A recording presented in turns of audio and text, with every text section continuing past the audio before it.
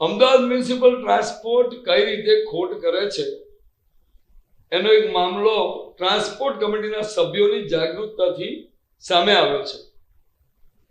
એમટીએસના બસ સ્ટેન્ડમાં generally આંબાના પાટિયા નાખવામાં આવતા હતા, જેને કારણે ગરમીમાં ગરમ ના થાય, મુસાફર માટે આરામદાયક રહે.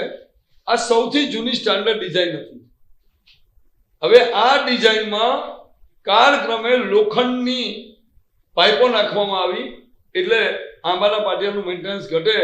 પણ લોકોની શારીરિક સ્થિતિનો વિચાર કરવામાં ના આવ્યો કે આંબાના પાટિયામાં જે ગરમીમાં સુખેથી લોકો બેસતા હતા એ લોખંડની પટ્ટી પર કેવી રીતે બેસશે.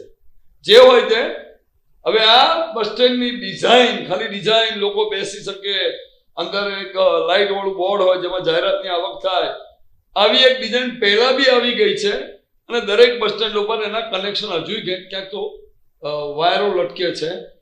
એવી ડિઝાઇન ફરી કરવા બદલ 60 લાખ રૂપિયા ચૂકવવા માટેનો પેંતરો કરવામાં આવ્યો હતો, પરંતુ ટ્રાન્સપોર્ટ કમિટીના સભ્યોએ સતત સવાલોનો મારો કરી અને પ્રજાના 60 લાખ વેડફાતા અટકાવી દીધા છે.